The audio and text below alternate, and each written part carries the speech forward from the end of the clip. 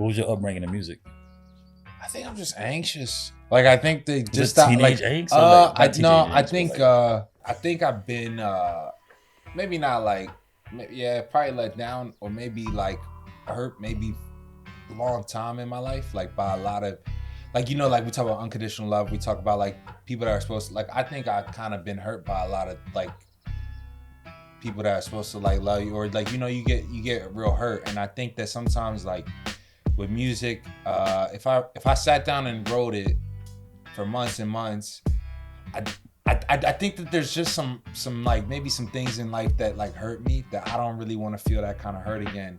And with music, it makes me feel so free that I don't never want to feel like the thing that like makes me feel free or feel safe, whatever, like let me down the way like me sitting for 3 months and believing in something so much would.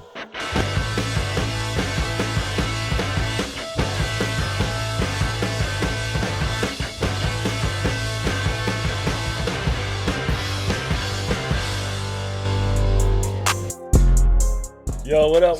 Yo, it's your boy Dallas Austin. We back at Mind Over Music, and I got my man DJ Casanova. We in the building. On the what? The ones and twos? On the ones and twos. That's right. What you got new, Castro? You got any new records coming out? I got some new records, man. You know what I'm saying? We got a lot of new stuff. Actually, I produced this one. All right, play it in. IamDouglas. Let me see what we got. Oh, wow. I literally just got the text. Is that what it was? Is Douglas like from God? It's like IamDouglas sent you a thing from God? You didn't even have it yourself? Okay. That's some melodic. What's what you doing now? We're going to do it. We're going to play some It's like a mystical. Yo, check this out, though. This show right here, this episode right here, is about new music. All right, like what you look for in new music, what you look for in new artists, who's dope as a new artist, Castro. You know what I'm saying? You know what's funny? IamDouglas. Yeah, like, you played me. You was in the studio one day. Super talented. You was playing this song, and I walked in there. I was like, "What the hell is this?" But remember, it was over I think it was over the "I Can't Stand the Rain" beat. It was like it was like something. But I was like, "Who the fuck is this?" It was similar. Yeah, it was inspired by. And what's crazy is a couple of other people had told me about like Doug on another level, like Catherine. Like different people was telling me about him in Atlanta, and they were like, "You got to meet this kid. You got to meet this kid, dude. We trying to get him to you. My man Walt, right? Catherine." And then I didn't even know that y'all was working together. I didn't even know that you had did this track. And I met him organically through Walt as well. But Walt played me some of his music, and I knew automatically like, "Yo, this is crazy." No, but I like this. You know, it's important to have new artist episodes. You know what I'm saying? Right. And see how like because I really believe when I heard his music, I was like, "Yo, this shit right here is dope." You know, obviously, wanting to be a part of the team. He's part of the camp. Coming through what you're done, but then man. But new artists, we need them, dog. It's like it's enough old artists, bro. We need some new energy. You do. You say? I mean, and it's like you got to like the story keeps going. Everybody got a story to tell, and you want to hear what the new school got to say. You want to hear what everybody's talking about, the beat of the street. So we got to give everybody a platform. I can't wait to ask him where you got the I am from. Yeah, same thing. He's dope. All right. Yeah, he's talented. He's dope. Word up. So check this out. My man, IamDouglas, coming up next on Mind Over Music. Right here, baby, in the Let's building. Go. It's been some time. Never thought that I'd be seeing you tonight. To me, what it is, the pain in your eyes. I use yours to cover up mine. And I don't make it no better. And last night, I felt harder than ever. And last time, I almost left in a stretcher. Hello, beautiful, I'm seeing you tonight. I've seen you before, but this is real life. It look different, I still notice you for miles. Heart is breaking, thought it'd get better with time. What up? So check this out. We're back with my man IamDouglas, right? IamDouglas is, I mean, to me, and I'm not gonna talk about you like you're not here because you're sitting right here. Right. But when I first started hearing your music, and it first came to my attention, I actually think Castro playing that one record. But then as we start diving into the music, I'm like, yo, this dude is dope. How do we find him? How do we hook up with him? People kept talking about it. But you're not even from Atlanta, you're from Pittsburgh, right? Yeah, Pittsburgh, Pennsylvania, for sure. What's in Pittsburgh, bro? Like, not what's in Pittsburgh, but like for an artist, you started doing music before you got here, obviously, like the shows and all that. Is it a scene up there? Yeah, I mean, if you ask me, I'm gonna say yeah, bro. I mean, I think coming to Atlanta is different, bro. But I mean, the world's only as big as I know it to be, right? And if Pittsburgh was the only world I knew, then yeah, it's ginormous up there. It rains a lot though, but yeah, I mean, it rains every day. But I think that like musically, you think it feels more like a Seattle? If you're like, I mean, it rains every day, so if fans coming to see you, they're gonna come to see you, and the love is there. I think it's competitive, bro. It's tough. It's really tough, and it's tough because it was hard for me making more pop, emotional music to break through. But I think at the same time, it helped me because it eliminated some of the. I like that term, pop emotional. Yeah, progressive pop. Yeah. Progressive pop. No, it was a little easier for me, maybe than being a rapper, because that's a whole other genre. Y'all just had Wiz from up there, right? Yeah, Wiz, and we had Max. So it's interesting if you look at the city. Like, there's different pipelines maybe you go through, right? Like, we only really ever had two. I think more rappers now relate to maybe Wiz has come up a little more, and then Max is a little different. Max is it's just. What's the common thread of y'all? Like, would you say like, is it I mean, you know, like Atlanta, obviously we have the southern common thread. All this, man. Like, I don't know, Atlanta-ish and shit. Is it a common thread? Like, you think like between all Pittsburgh artists? In the music or the attitude of the music or the sound of it, or I don't know. So I will give credit to Pittsburgh rap sound is different. I mean, it's like the drums hit different. It's like this like perfect mix between being offbeat but being on it, and it's just. I think if you went to Pittsburgh for a weekend and listened to Pittsburgh rap on the drive up, you wouldn't love it. But I think that if you went up there, went to the South Side where I'm from, and had fun for a weekend, and then played it on the way back, you'll love them songs way much more. Like, I think you got a lot of pain in your music though. Like, is Pittsburgh full of pain? Like, or was it just your life experience? Was it? I don't know. Nirvana's from Seattle. Is Seattle full of pain, bro? I don't know. Felt like it at one point. Like, it rains. Like, it rained more than Seattle the past couple of years. So I think you're just inside a lot. I think it's just different. It's just but I think it's different. But there's a reason that. It's weird. It's like Pittsburgh artists, like, we might feel a way towards each other in the city, but when I link up with Pittsburgh rappers in Atlanta or other artists in Atlanta, it's like different. It's kind of like arguing with your brother at home, but then in school, if somebody talks to them, it's different, you know? Who would you say your musical influence as well as like coming up? Because you got a lot of shit. Your shit's like gumbo. It's like, so you gotta realize I'm 24, like, bro, so. But you're coming up is like.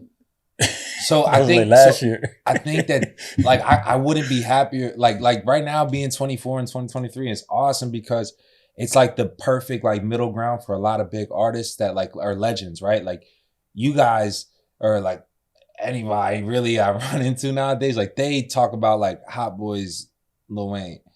But when I met Lil Wayne's music, it was Let It Rock with Kevin Rudolph. It was Prom Queen. That's when I found him. So it's always like, I'm like right in the middle of two generations. And it's that way with a lot of people. So like, I would say Lil Wayne was a huge influence to me, but people wouldn't understand how that came up with the music. But you gotta realize, I was 10 when I found Lil Wayne, it wasn't the Hot Boys, bro. It was different, Wayne, you know? Like same thing with Eminem, same thing with a lot of people. So, but I love Ed Sheeran, man. If I'm being honest. Ed Sheeran too, bro. No, like I love Ed Sheeran, bro. I just had an episode we talked about Ed Sheeran in that record. But him as a writer and as a artist, you know, I met him a long time ago in London. That's dope. But like, and the crazy part about it, he was going around like doing rap records, like just playing other rap records. Yeah, singing them. He's got bars, bro. But that gave me inspiration though. Because like it's not like damn Ed. It's crazy because you wouldn't think of Ed. I got Divide tatted on me, man. That's my favorite album ever. But like it's this perfect like because like especially coming from like there's certain things you can't escape. I think coming from Pittsburgh, there's certain things that you just gonna have to go through. Trust me, I make emotional, deep music that's close to my heart. But there's just certain situations and there's certain things that are just inevitable. And I always like loved being able to make music and like I don't know, like being able to work with rappers. And like I knew like when I try to rap, like it just don't fit. But when I think about like old rap music, like I don't know, they always have a hook to Why them, you feel like you got a certain, like, I don't think it's something you do on purpose, but in your records when you hear them, your natural, it's not country, but it feels like it in some of the, like, I don't know, Pittsburgh, like, you got any country music influences or anything that you think you took that from, or is that just like? All right, so truth be told, bro. Nah, this is such a jewel. All right, so, all right, this can't, all right. Rappers, I'm gonna tell you some real shit right now. I'm really giving it up. Give it up, dog. Man, all right, I'll give you some real shit. Like, give it up. If ever you get writer's block, humble yourself and listen to country. Because there's like, if you can get past the country accent, country singers say the smoothest shit on earth. And whenever I get writer's block, or like I don't just listen to country music, get past the accent, all the others, but just like instead of they say like my back roads, just think about like the city. Like just think about, and I promise you it will click. And so whenever I get writer's block or frustrated, that's just the shit I listen to. So inadvertently, I'm usually frustrated and usually like anxious. So I listen to a lot of country. Also, don't like in your process of writing. Like we worked in the studio. Wayne doesn't do this either, so maybe that's where you get it from too. But like, you must freestyle your shit. Like you like, it is there. It is and there it is. Yeah. Is that from like just a pound of experiences, or like how you kind of? What was your upbringing in music? I think I'm just anxious. Like I think they just teenage angst. I think I've been maybe not like probably let down or maybe like hurt maybe a long time in my life, like by a lot of like like we talk about unconditional love. We talk about like people that are supposed to like. I think I've kind of been hurt by a lot of like people that are supposed to like love you or like you get real hurt, and I think that sometimes like. With music, if I sat down and wrote it for months and months, I think that there's just some like maybe some things in life that like hurt me that I don't really want to feel that kind of hurt again. And with music, it makes me feel so free that I don't never want to feel like the thing that like makes me feel free or feel safe, whatever, like let me down the way like me sitting for 3 months and believing in something so much would. Because that like realistically the songs might fail, but I don't want to sit down for 3 months and develop an emotional attachment when realistically like it's just a song. So for me, it's just easier. Like it would, I can make music fast and everything else because again, there's just a lot of shit on my mind all the time. But like in the back of my mind, I know that there's always gonna be people that are like, oh, this isn't good, or this is this, or people are gonna say this, and maybe it's like my own little comfort blanket, being like, well, I didn't write it down. So like it's never gonna, and I think that when I'm insecure, I'm scared. How do you feel about hearing it? Huh? But how do you feel about hearing it though? Like if it's the same. It's almost worse to. I always tell the story because it's different for you as an artist because the shit's on your sleeve, right? I can write for someone and I don't have to really wear it. They can wear it. You know what I'm saying? So I look at artists like Eminem and people you look at that you really know they wrote on their sleeve that they really like. Eminem, his girlfriend, his mom, everybody, his whole shit. It's like his diary for real. Yeah. But the thing about a record and what I like about what you do in that element is a record is about what just happened to you. It's a recording of an event that just happened to you. That's that song. That's it. That's why they call it a record, right? They kept the record of what just happened in a melodic way. But for artists, I always take my hat off to the artist. Because that anxiousness and that I've never met an artist big or small, never as huge as they could be, that didn't get sick before they go on stage or didn't get nervous before they went there. Killed it once they got on there, but it's like everybody gets to know your story because when they and listening to your songs, like people they gonna be like, oh, that's him. It ain't like you singing frivolous shit. It's like there's like the magic in it is that it's coming from you. Like, do you find that like hard to? Hearing that back, right? If you don't want to write it down, but hearing that back doesn't affect you that way, the same way as writing it down. No, I couldn't imagine writing a song that like I don't like the idea of like pressing play and then restarting it and then writing a line and then pressing play. It's like Bro, fuck that shit. Like, say what happened, bro. Like, every song I ever did is what happened. But as far as the artist and anxious thing, yeah. And I think that it's, if there's, I'll look back at the camera, like, one of the biggest lessons I've had to learn in, like, the past year through everything from moving home, from leaving. Like, it was more than just leaving home or just changing things. Like, I think it's really important to find a liaison in a lot of the situations you feel. Like, if you're a real artist, or I don't know, if you just struggle with shit, like, sometimes it helps to just find a liaison that you feel comfortable with. Like, for me, now I'm a manager, I got people in my life that, like, but in every step and any next journey I take with this stuff is to find a liaison to be like, hey, you know, like, who will, like, accept you and be like, all right, well, I know he's not going to react to this. And that way you don't get more anxiety of being like, I'm way too busy. I'm way overwhelmed. I can't make it. Like, literally the reason I'm getting to where the place I am, or the like, is finding liaisons at every point who can just be the mediator.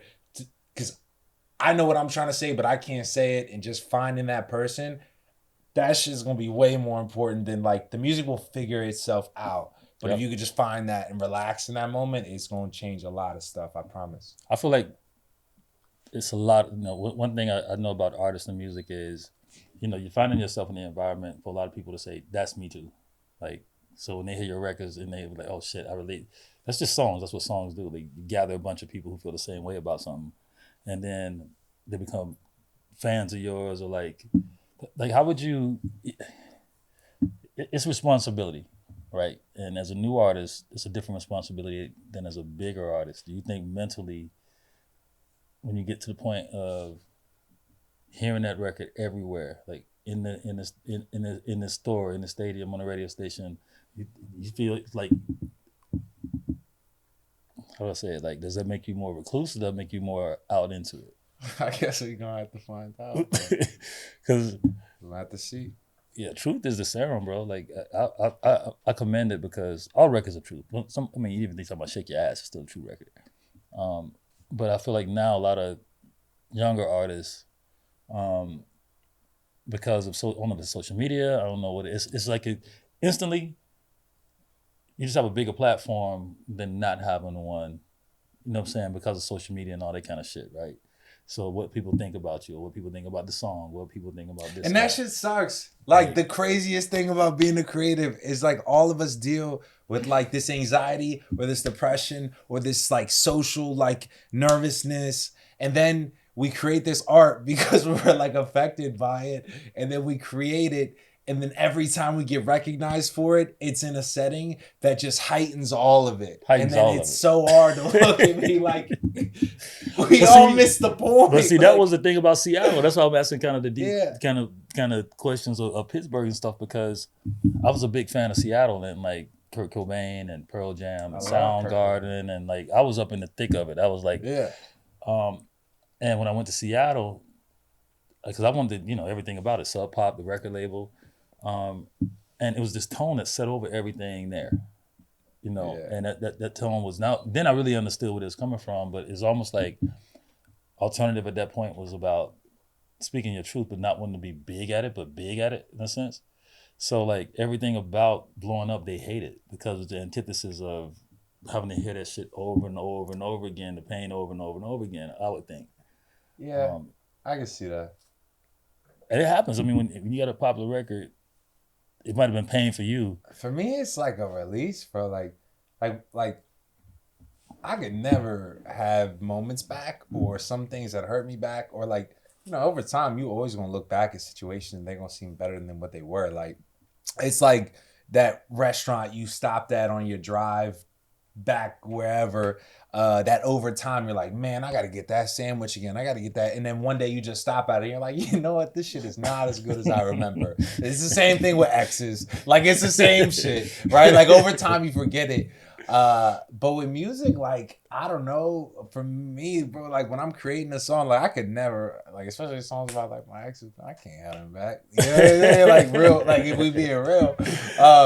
But when I create a song about that, it is the closest I can feel to them being there with me or the moments I had. You feel me? Like, so, 100%. Like, and I enjoy that. And then when I hear it back, yeah. It was crazy because like even this record, the Pink record, Just Like a Pill I did. Yeah. It's one of those records where like, you know, instead of making me better, making me ill, that was a pill time in my life. It's fair to say that. I was on ecstasy hitting scenes. We're all of that of being, you know, but like, but then like, but to have you know, musical, it's those markers for you. So it's just like that, whether they're big and popular or not, or whether you get them to yourself and listening to yourself, it's still like a. All right. So as I can crop this out if need be. So as a creative, like, I think, let's be real. All right. One of the things I struggle with is not, look, when I make a song, again, I don't write, so I know it's from the heart. When I make it, it's not that song that's made in the studio. It's the song that comes back after 50 people touched it. Mm-hmm. If I'm being like straightforward, like, how do you deal with that? Like, cause that's like, I know what it meant to me, but sometimes it's like you lose. That's where it feels like the moments get broken, you know? I don't like. I'm not a fan of like writer camps. I'm not a fan of. I mean, writer camps like 1-on-1 people, 1 or 2 or 3 people, but like the whole like 25 people touching your song and everything else. That's a product of insecurity in the record business, and insecurity of execs that don't want to lose their fucking job because their gut feeling was wrong. When we all had a gut feeling in the first place. Before you could look at any analytics, you have to be like, how does this shit make me feel? How does my stomach feel? How does the hair stand up on my arm when I hit this record, like. Or that artist or that voice, that's the only thing that we need to go by. It wasn't no like computer to tell you who's doing this or that or the other. So like, I'm a personal fan of personal records from personal people. Like most of my records, all of my records either wrote by myself or I left the second verse or something open for them to write on too. But it's always been my perception through the writing. And I've never been a fan of anybody, especially when I see them as an artist, to have like 50 people touch nothing because it's not going to come back. You ever made a song you feel and then by the time it's ready to go, you don't feel it no more? Bro, plenty of times. How you deal with that, bro? Because that shit really, because it's like somebody's calling like your pain ugly, and I don't think nobody's pain is ugly. It's just one of those things that at that moment, that's how you felt. And you're going to grow past that moment, right? But that song itself was that it just took a picture of that moment for you. So it's like, you're gonna get tired of it. You're gonna get like, I remember when I did the first Boys II Men album, they put out all the fucking rough mixes, bro. Right? So I did all these mixes with Dave Wade as Teddy Riley's engineer and all that, and I was trying to live up to the whole shit. And then Gerald Busby was like, you know what, I think I like the roughs better. I like the ones I made every night from the studio that I sent you, bro. You can't put that out. You can't put that out. This is my first record coming out, and people like Teddy Riley gonna hear it, and fucking, you know, all these other, like, you can't put that out, bro. That's like, I'm coming home from the night. And he was like, I'm just saying it's better. I'm going to go with that. Yeah. So from that point when that record came out, I'd never listened to that Boys II Men album. Yeah. They start selling more records and more records and more records. And I'll be like, more mad. I'm like, fuck. That's what they got to hear from me. But it's a funny story because like Master P be like, shit, that shit don't matter, bro. You overthinking that shit. Like he would just be like, yeah, we putting out records because, you know, for us as artists, period, and producers and songwriters, but you want them to sound a certain way. It's not delivering your picture. I feel like where you're coming from, and it's been, music is in a good place now, like to me, because you do have artists, you know, that's more able to express themselves without being like rappers. At one point it was just like, if you ain't rapping, you ain't doing shit. And then rap turned into a little more R&B and R&B rap, and then Chris Brown saved all the light-skinned dudes, you know what I'm saying, like us. Because Chris Brown started coming to the light-skinned dudes. They ain't never died. See, they trying to say that shit went out in the 90s. They was trying to kill light-skinned dudes. This light-skinned shit ain't gonna never die. We had the black bald head guys. No, the light-skinned shit ain't never gonna die. No, man, I was trying to tell them the same shit, bro. It'll never die, bro. Like, it's never gonna die. This shit is forever. Like, I mean, the epitome of it, like... Who brought it back? Well... A Doug. Well, it started back, I think... You kidding me? You shitting me right now? Doug. By the time this shit come out, Doug brought it back. You shitting me? Doug. Doug brought it back, bro. We had these other dudes before, but nobody was Doug. Doug said he was the B light skin. My bad, Dallas Austin. No, hold on. What does B level light skin mean? If they can't get like they can't get to. No, it's like, yeah, like, all right. So I have made a career off of being a B team light skinned nigga, like to where like you can't get Drizzy Drake, but you could get Drizzy Doug. You feel me? Like I'm here, especially like bro, if you get it, bro. Like it's like, isn't that crazy? Right, can I ask you a question? Girls that like light skinned niggas got a type, right? In and of that type, light skinned girls, you know the joint that's consistent with the light skinned nigga with a curly top, bro. Like that is a type. The top of that list might be breezy, but but then Drake came in and had braids, bro. Yeah, so he done took it to another level. No, and I'm not saying I'm second place to Drake. I'm just saying like in Middle America, like if you can be like Boise, Idaho, bro, I'm the top light skin in Boise, Idaho right now, bro. No, but nah, I done made a career. No, but you know what's funny though is it's funny you make a point of that. Like, but culture shifts is crazy. Because for real, it was a moment even in music where, okay, it was El DeBarge or Prince and then you had the moment in music was Isaac Hayes and all the niggas too. It's like a different, it's just a difference in the culture shit. I remember being in middle school, I remember being like a freshman in high school when like light skin really went out of style. And they were just like, nobody liked you. I remember being like a light skin at a new school, bro. There was like light skin ass nigga. And I was like, what did I do? Like, you don't even know my name, fam. Like, bro, I didn't know what to do, bro. How you think that? So, coming up in school, did you do music while you was in like high school, or then you went to West Point? Garbage, bro. I was trash. And like, my upbringing was so fucked up. Like, no, this is real shit. Like, my upbringing was so fucked up. I went to so many different schools. And then, like, sometimes, like, bro, when you're a freshman at a new school, you're going to realize, like, these kids been going to school together since, like, elementary. Like, I'm never going to become friends with these niggas. Like, I don't know, but I played football, but I was, like, bullshit. Like, I was garbage at football. When you started doing music? I think I always did music, bro. When I was young, like, I don't know, the way it was. I spent a lot of time alone, so I used to always like I just loved music. It was just different. But then I wanted to rap, but I was like garbage though. And how you know you was garbage? You was like horrible doing it. No, it was bullshit, bro. Like I look back and it was I was having like punchlines. All right, spit one of your first verses. Oh no, I mean that shit fire now that I look back at it. Like, no, I remember my first. It was your first verse you ever came up with. But I remember, yeah. It was hard. Spit it. You dead ass? No, it's hard. Like I was never nah, bro, I know. You really want me to rap it? Yeah, spit it. Spit your shit. It was at the 6th grade talent show. It was deep though. Really rapping right now? Yeah, bro. It was you would take this out of it if it's ass. If you don't like it, we'll take it out. But come on. It was like some shit I haven't. It was like it was 8th grade. I said, are we really fly? 45 hitting is a lie. If I bring it out for protection, might cop me a 3 to 5. So I'm confused, cursing at crosses like a medikit. Get undeserving sentences. Shout out to my predicate. Shit, I don't even remember the rest. It was hard. That's hard though. That's dope. It ain't whack. I don't remember, bro. I was always rapping, bro. But like, yeah, I don't know. I was always rapping. The backpack style might not have been in at the time. Is that what it's called, backpack? Backpack is when you can rap for real. So I don't know. So to this day, I don't know what backpack rap means. I just know like to never bring it up in the meetings I'm in. Damn, that shit is aging. Because it's hit and miss. Like, cause I like Kanye, but then like you just like there's a lot of shit I just don't ask about in meetings with people. Like maybe you be who is your favorite rapper? You say. I know Lil Wayne was like the intro, but like right now, if you had to say your favorite rapper, I can't say because he's doing fuck shit right now. He be on bullshit right now. No, I was gonna say Kevin Gates. What rappers don't be on fuck shit? I mean, at some point. Nah, but he's on fuck shit right now. He on some other shit right now. He on like the whole vegan energy shit. That's deep. That's a. Who's your favorite? Who'd you say is your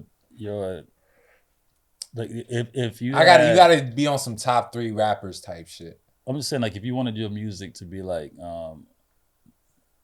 like I guess what audience do you not what audience but like you know what I mean it's a complicated it's complicated because it's not we all know what audience. If we all had to pick a group of audience, we know. I mean, we know. Shout out to country music, fam. You know. We know what audience.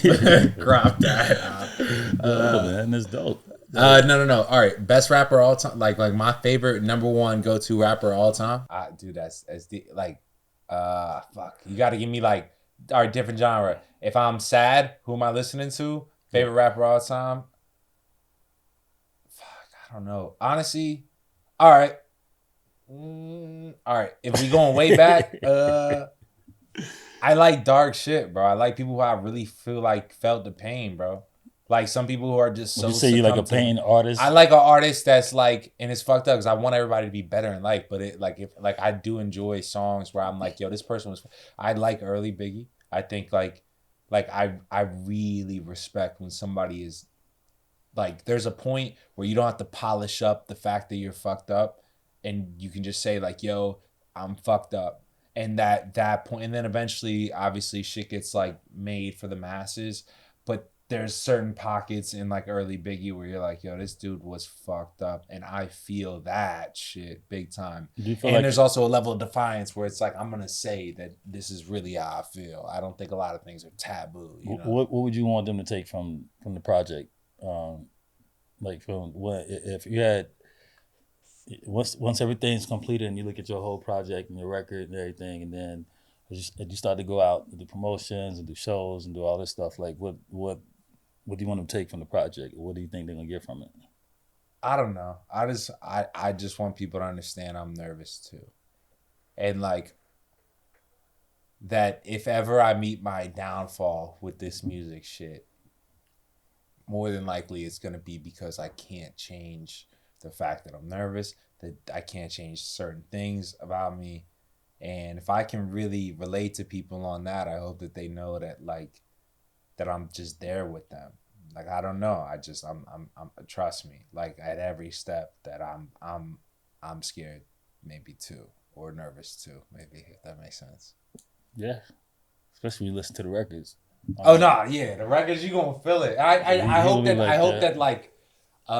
that all right, on some real shit, I hope that like the people, if in my perfect world, if I resonate with anybody, I don't know. I hope that they know that like, I hope I just want like maybe my fans to know like I'm trust me, I'm fighting for y'all like in the background. Like trust me, like it might take time, it might take songs that people don't like, it may take other moves, but trust me, what's in me is in me, and what I feel is real. And them pockets of those certain songs that you may find later, those songs that may not have all the views, those songs are going to be the real me.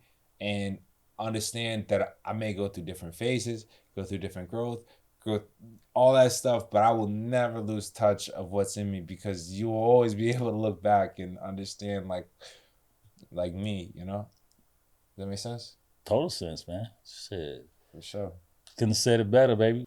I know. So working on the project and coming to Atlanta, from Pittsburgh has been had to be. I mean, obviously, it's some form of culture shock because you're out of your environment, you're out of your comfort zone, right? Yeah.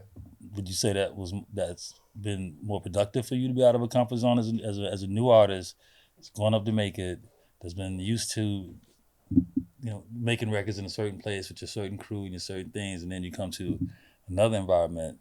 How did you acclimate down here? Like Atlanta's a strong music environment. This shit's crazy down here sometimes. Yeah. It's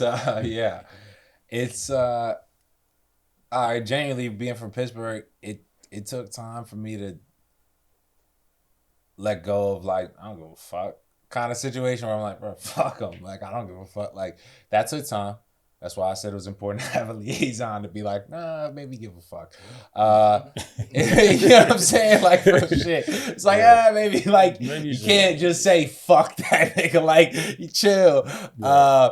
That I think that I think, and it's a blessing. I'm never gonna discredit that everything I experience is a blessing now. I think I think it was hard to be given tools or to be, you work a long time and then finally, like one of the things God will do every once in a while, like, I don't know, I be bitching a lot when I be praying. And every once in a while, God will just give me the shit I've been bitching about.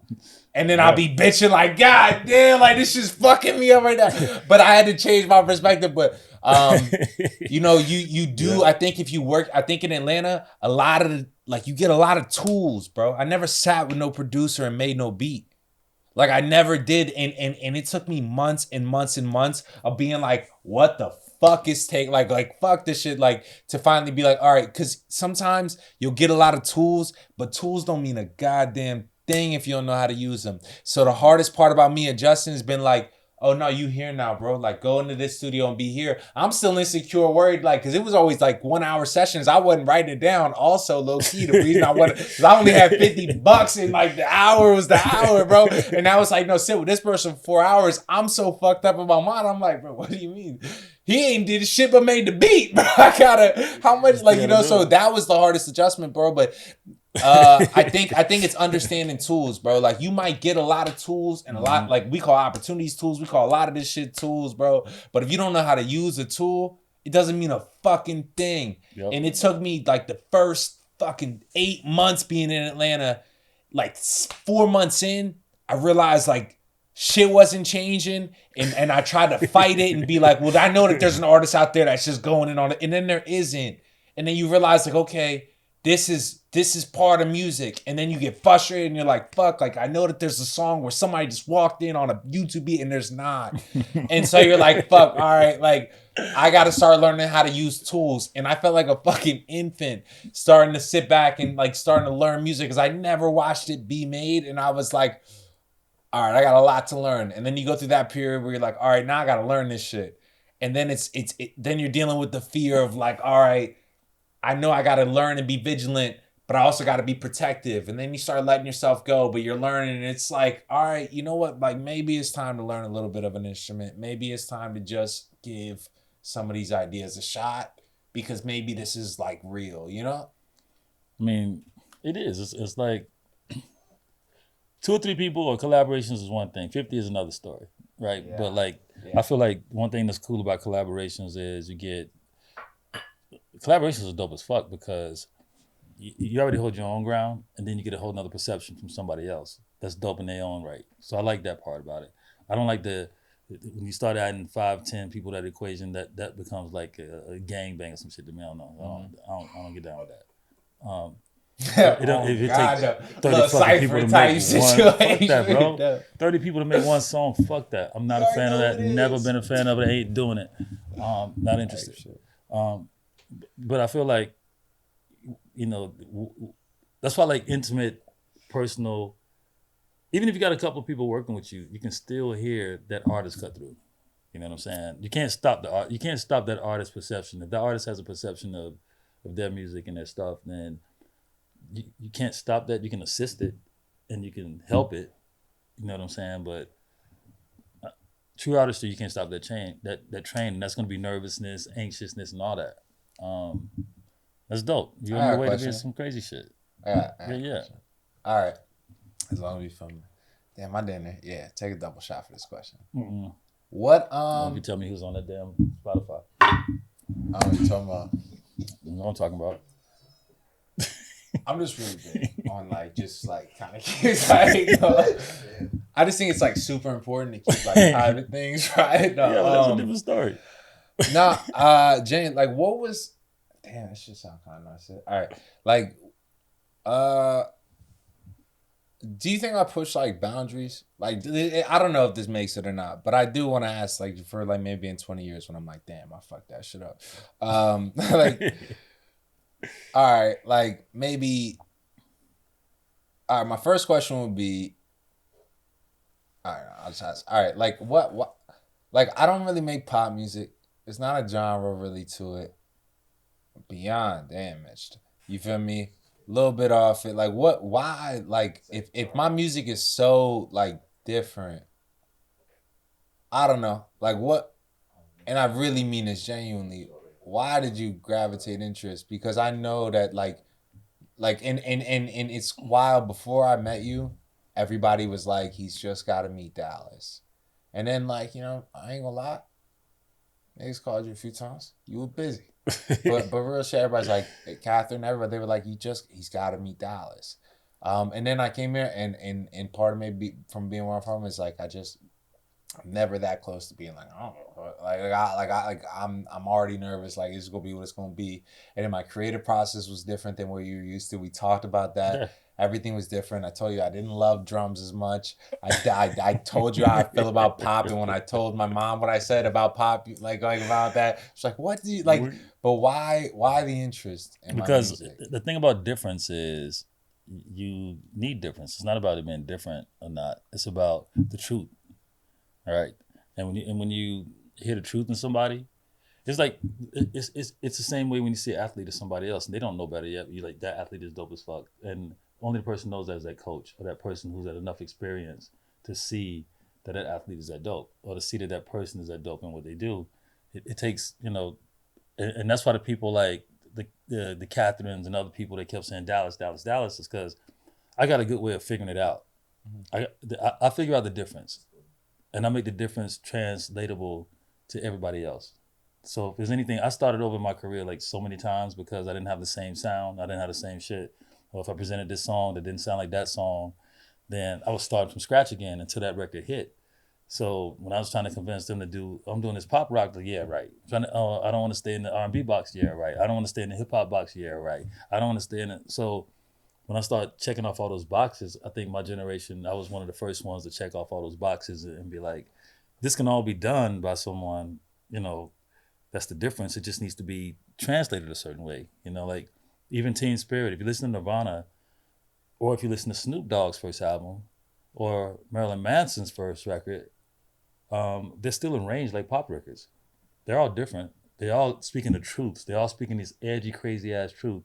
And what Jimmy Iovine was genius at is saying, Interscope Records is going to take all these crazy ass truths that's arranged a certain way. They're all arranged like pop songs, but they could be talking about killing motherfuckers or bitches and hoes or devil worshiping, but it got to be arranged a certain way, and they got to be delivered a certain way. And that is why you need a liaison. You need a liaison. You need somebody to help you organize that. Exactly. I used to ask Jimmy, I said, how do you get at a time where gangster rap is crazy, how did you get Snoop Dogg on the radio behind Tony Braxton? He said, Dallas, arrangement and sound.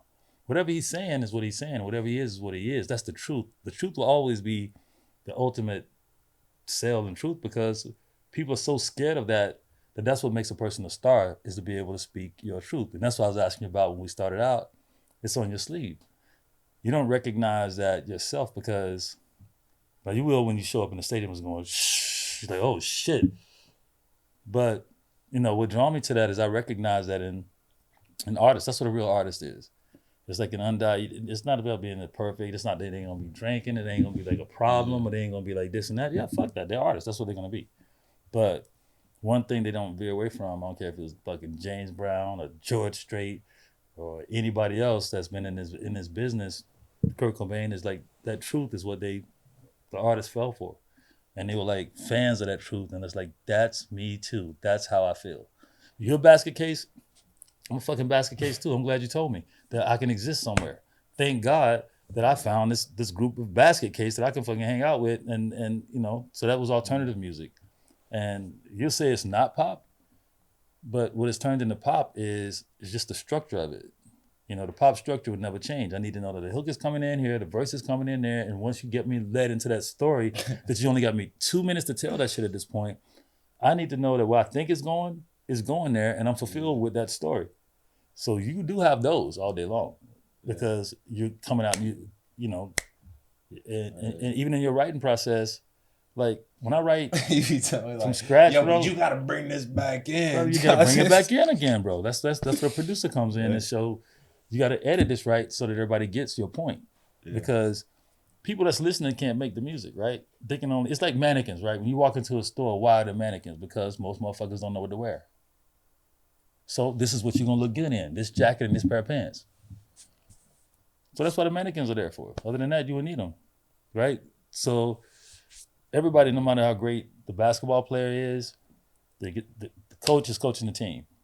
football team, the greatest teams in the world, all got a coach who has a different perception than who's playing the game. So I can stay outside the game like this and be like, okay, this, and this, or make that artist connect, or this. But you got to have the gift. You got to have the talent. That's from God. That ain't from me, right? But I can help make it so that everybody else understands it. That's what a producer does, or that's what an executive producer does, or that's what an editor does, is say, whether it's a movie or a story, that's your story, but I got to make sure that everybody else gets it. That's the key to all the producers. That's like most artists that write and that freestyle or sing or whatever, or those natural artists, not thinking about no fucking structure. They're thinking about like, oh God, bro, you don't even know what they're talking about. I'm out of here, but I'm making it easy. Like, you know, that's why we work with you. Like, yo, just get it down, and then we'll take care of the rest of it. Get your cars down. We got that. But that's how real true artistry works, and that's why you're a true artist, and that's why I was like, yo, this dude, you don't wait for the super diamonds to show up. You look for the roughs, because you're like, yo, that's more true than anything. All the entertainment records are one thing, but I think people need to hear your records, and you're gonna find a lot of people. As soon as we start putting these joints out, or as soon as you start rolling out as an artist, you're gonna see a lot of people like, that's me too. That all those fans that's gonna show up are gonna be like, I'll be feeling pretty alone in this shit, man. So that's the key, that's bro. what I want more than anything. I just need to know that you feel I'm alone. not just by myself. You feel shit, alone, and everybody else that's gonna be fans of yours probably feel that same way. And then it's like, oh shit, we found something that makes us feel comfortable. We found music that makes us feel good. We found an artist that we trust that feels the same way that I do. And that's what's important, bro. That shit like that's be important. Like creating friendships, bro. Like it's like you have a lot of friendships with a lot of people. I was looking at the Taylor Swift concert the other day, and you're saying, and one of the artists that we have on DAD, Dalby, she's like 15, 16 years old. And she stayed up days trying to get these tickets. She's just like obsessed. Yeah. Now her writing is incredible because she idolizes her, right? So her writing is like you would be if you was idolizing anybody else, right? But that truth, that thing that Taylor Swift has had, that effect on all these people for all these years. Now that means that now she's, the Mercedes-Benz, it's 80,000 people for each night of each day of a whole weekend. And she could do the whole week. But that's how But I feel like that's the thing in the artist that, that's what makes you an artist. People show up to see you do something they can't, which is sing a truth. They don't even, dancing and all is one thing, but just sitting there and singing a truth that either they couldn't say or would have wanted to say, or that's how you felt. That's what the biggest artists come in at. And that's why I feel like you headed to. Thank you. So, yeah, that's why we have. That's hard. On that note, y'all, Mind Over Music, DAD, Dallas Austin.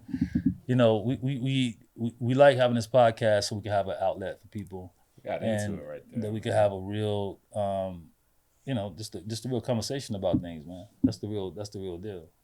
So yep. So Dallas Austin, IamDouglas. You gotta look out for Doug. This record's is dope. It's on the way, man. You already know who it is. You know what I'm saying? Castro, where you at, baby? Let's go. Bam. Yo, that was dope. You got into the Doug project early, bro. Man, he talented. I mean, and when I met him, he's so organic to work with. It was just like the music came together by itself. Yeah, man. I like when artists they can really, he's important, man, because people need to hear that. I was listening to a lot of his music and being like, yo, this kid's definitely got a lot on his mind that needs to be like, with the way he channels it and the way it comes out through his songs and the way he sings, his voice is dope as fuck. And yeah, that was a dope interview. Yeah, and it's important for everybody to hear a voice and feel like they can be inspired by somebody going through that. I think it's important that everybody knows that somebody's going through some shit. You know what I'm saying? That's what music is for, is to be like, you ain't the only one going through it. You know what I'm saying? I hope you find some kind of refuge in here and through the music. And that's what we do on Mind Over Music. That's right, dude. You gotta check us out. Keep it locked. Keep it locked. The next one is the best one, and the one after that is better than that one, right? Hey, non-stop mayhem. No, this Dallas Austin, Mind Over Music. Keep your mind on your music and your money on your mind. Hey. You know what I'm saying? Don't ever forget that part right there. That's important. This is a great show. Make sure you watch us. Make sure you subscribe. Like, comment. Turn on your notifications. Yep. Tell your friends. Tell them we got the dopest show popping. Make sure you check us out, because once a week you get another one. And on top of that, if you want some exclusive gems just from me to you, then it's only exclusively on DAD Share. So go to www.daddistro, click on the Web3 button. You'll see all the episodes pop up, or you'll see a link that's going to pop up on your Facebook page or something like that if you're special. You know Tap what I'm saying? in. Tap in. Y'all see y'all next time. Peace. I'm going 8. Wall to wall.